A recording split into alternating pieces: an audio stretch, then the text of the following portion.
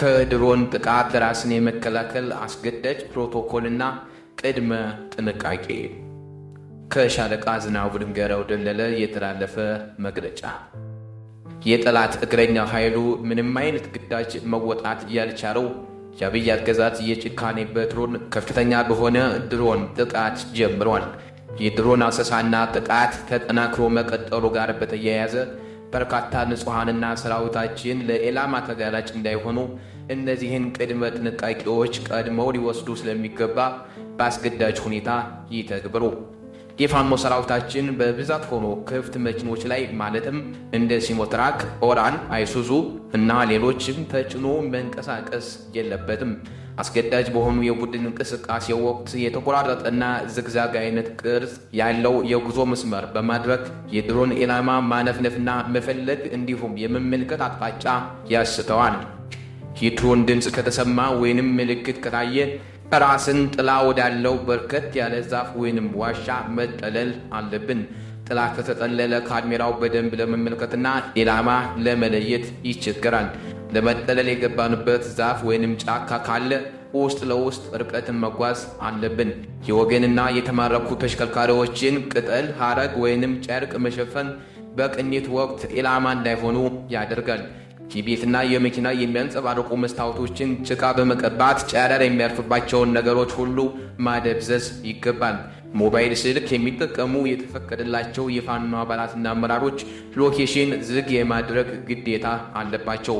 የያዙት ስልክ ስማርት ከሆነ በድሮን እንቅስቃሴ ወቅት በመጀመሪያ ሴቲንግ ውስጥ በመግባትና የበረራ ምልክቱን በመጫን ኤርፕሌን ሞድ ካደረጉ በኋላ ድሮኑ እንቅስቃሴ ዝም እስከሚል ድረስ የስልኩ ባትሪን በማጥፋት ስልኩ ራቅ ብሎ መቀመጥ አለበት። የትኛውም አባል ስልኩ ላይ ቴሌግራም እና ቴሌብር የተባሉ የመተግበሪያ አፕሊኬሽኖች መኖር የለባቸውም። አንድ የፋኖ ሰራዊት አሃድ በትእዛዝ ከሆነ ቦታ ሲንቀሳቀስ እስከሚደርስበት ቦታ ድረስ የሞባይል ስልክ ዝግ አድርጎ መንቀሳቀስ ግዴታ አለበት። በጉዞ ወቅት ለሚኖር የመረጃ ትስስር አጭር ሞገድ ሬዲዮኖችን ይጠቀሙ። የጉዞ እንቅስቃሴና የስብሰባ ቦታ ተለዋዋጭና እጅግ ሚስጥራዊ መሆን አለባቸው። ስብሰባ ሊያደርጉበት የፈለጉት ቦታ አስቀድሞ የታወቀ ከሆነ እቅድ እንዲቀይሩ እናሳስባለን።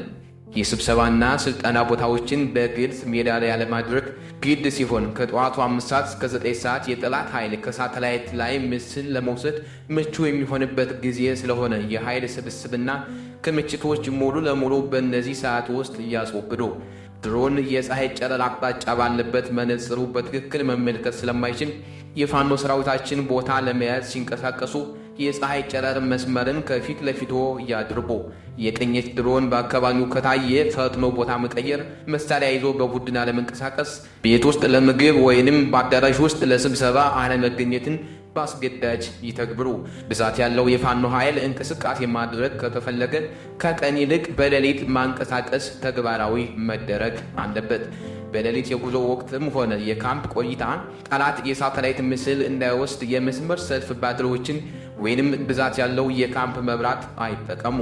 የጠላት አብዛኞቹ ድሮኖች በሌሊት የማይሰሩ ሲሆን እጅግ በጣም ጥቂቶቹ በሌሊት የሚሰሩ ደግሞ የመሳሪያና ሰራዊት ክምችት አለ ተብሎ የተጨበጠ መረጃና አቅጣጫ ካገኙ ብቻ ለተጠና ኢላማ ይጠቀሙበታል። በመሆኑም የወገን ኃይል በክምችት ውስጥ ሆኖ የትኛውም ካምፕ ውስጥ እንዳያድር ከዚህ ማስጠንቀቂያ ጀምሮ ሁሉም ሰራዊት በምሽግ ውስጥ ሌሊቱንም ሆነ ቀን ራሱን በቻለ የተጠናከረ የድሮን ዋርድያ ጥበቃ እንዲያሳልፍ እናሳስባለን። ከጥንቃቄ ጉድለት የሚያጋጥሙ ጉዳቶችን እንቀንስ።